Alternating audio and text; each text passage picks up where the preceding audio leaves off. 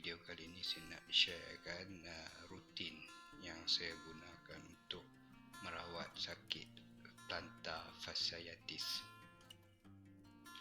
Plantar fasciitis ni ada ketegangan yang melampau yang boleh menyebabkan radang pada tisu fascia, iaitu web-like ligament yang menyambungkan tulang tumit ke bahagian hadapan kaki. So ketegangan ni boleh menyebabkan fascia tu mengalami microtear atau kekoyakan pada terutamanya pada bahagian tumit dan pada bahagian tengahnya. Pada peringkat awal sakit plantar fasciitis ni, kita galakkan untuk mengamalkan rise, iaitu kita restkan kaki, kita icekan, kompres, dan masa tidur tu kita elevate atau tinggikan daripada badan untuk bagi kesakitan tu berkurangan. Jadi pada peringkat awal tak kurang sesuai lah untuk diurut sebab masih banyak koyakan-koyakan kecil pada fascia tu. Antara tanda-tanda seseorang tu mengalami plantar fasciitis ialah dia selalu sakit pada bahagian tapak kaki dan pada bahagian tumit. Terutamanya bila mangkit tidur, the first time you nak pijak kaki ke lantai tu memang dia sakit tu, dia macam dicucuk-cucuk sakit dia masa nak first time pijak. Dan juga bila kita berdiri terlalu lama, memang nak berjalan balik tu dia akan rasa sakit pada tapak kaki dan pada bahagian tumit. Itu antara tanda-tanda kena plantar fasciitis ni. Sebelum urutan dilakukan, otot yang berkaitan akan dinyatakan terlebih dahulu, macam otot gastro ataupun otot soleus pada bahagian calf akan diregangkan terlebih dahulu, dan Achilles tendon yang memegang tumit secara direct pun akan diregangkan. Begitu juga dengan bahagian fascia dan bahagian hadapan kaki, segala otot yang berkaitan akan diregangkan dengan teknik spreading seperti dalam video ni. Selalunya masa awal-awal kita mulakan rawatan, kita tak pakai minyak dulu. Kita nak stretchkan otot dan lapisan fascia tu dengan lebih efektif. Jadi bila otot telah dipanaskan, baru kita akan sapukan minyak yang sikit untuk melancarkan urutan. Saya suka hadkan penggunaan ibu jari saya untuk elakkan kecederaan. Jadi dalam teknik ni saya akan buat tangan macam bentuk cup. Jadi saya akan gunakan 4 jari yang lain untuk menarik fascia yang pada tapak kaki itu. Jadi ini akan mengelakkan kecederaan pada ibu jari saya. Ada banyak trigger point ataupun otot simpul yang akan dijumpai pada bahagian tumit dan pada 5 cabang fascia yang macam yang saya tunjukkan yang sebelum ni. Jadi trigger point ni sebenarnya dia berasal daripada koyakan kecil yang berlaku sebelum ni. Dia akan membentuk trigger point, iaitu macam bonjolan kecil pada bahagian yang tertentu. Jadi bahagian ni lah yang kita akan addresskan dengan urutan. Tapi tekanan yang kita gunakan, kita kawal tekanan tu supaya kita tak nak dia menyebabkan sakit yang melampau pada orang yang diurut. Jadi selalunya saya akan tetapkan tekanan saya pada skala 5 atau 6 daripada 10 dalam skala sakit. Jadi selalu saya akan cek dengan orang yang diurut sama ada tekanan tu berada pada tahap yang dia boleh, yang selesa pada individu yang diurut. Kebanyakan kes plantar fasciitis ini disebabkan oleh lengkungan kaki yang tak normal sama ada flat feet ataupun high arch. Jadi bila lengkung kaki yang tak normal ni, bila berjalan dia akan menarik fascia tu dengan lebih tegang banding dengan yang lengkungan kaki normal. Jadi antara golongan yang berisiko tinggi untuk kena plantar fasciitis ni, dia macam-macam. Ada yang disebabkan oleh faktor umur, golongan 40 sampai 60 tahun, golongan obes ataupun wanita yang selalu pakai heels, ini antara golongan yang berisiko lah. Ataupun yang disebabkan oleh pekerjaan yang memerlukan berdiri lama,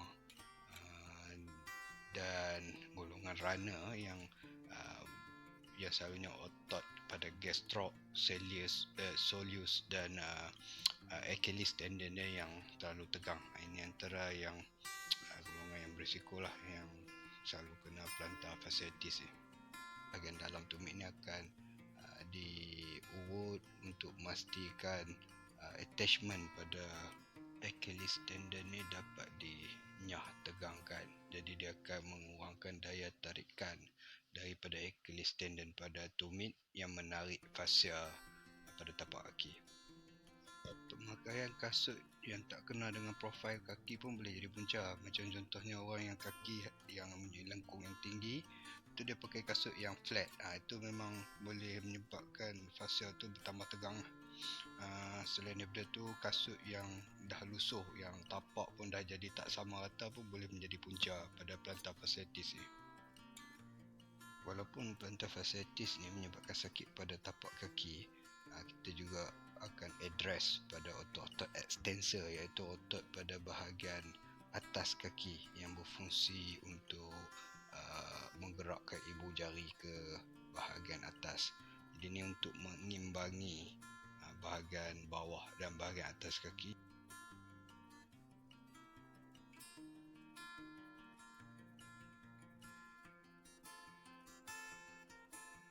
Posisi prone atau menyerap adalah lebih efektif untuk kita address ketegangan pada otot gastrocnemius dan otot soleus yang bersambung direct ke Achilles tendon.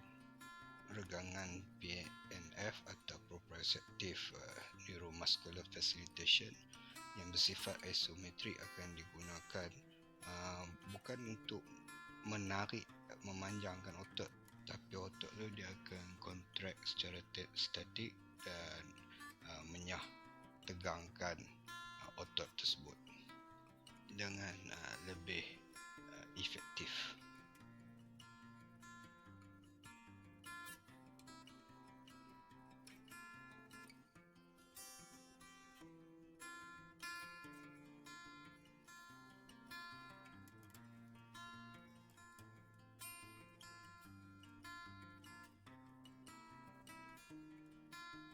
Saya suka kekalkan posture badan saya tegak banding daripada menunduk. Jadi kelebihan urut dengan menggunakan katil ni, kita boleh guna macam-macam teknik lah, yang boleh mengelakkan juruterapi daripada terlalu menunduk. Jadi ini boleh menyebabkan sakit pada bahagian pinggang dan belakang juruterapi itu sendiri.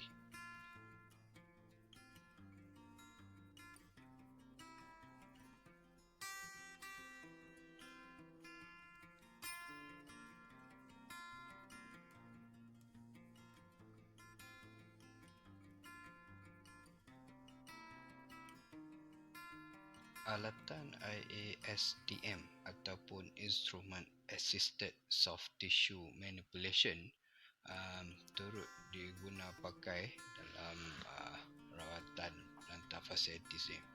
Tujuan dia adalah untuk sebarkan tisu-tisu fascia tu dengan lebih efektif berbanding dengan urutan.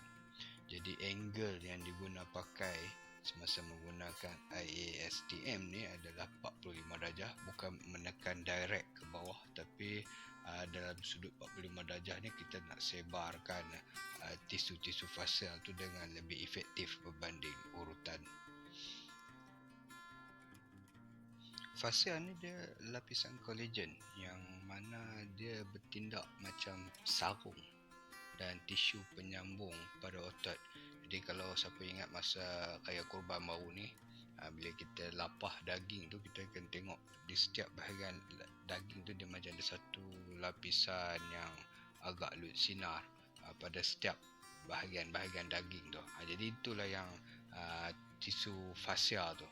Jadi bahagian ni dia tak mempunyai aliran darah yang banyak banding dengan otot. Jadi dia kurang mendapat nutrien yang diperlukan untuk membantu pemulihan dengan cepat.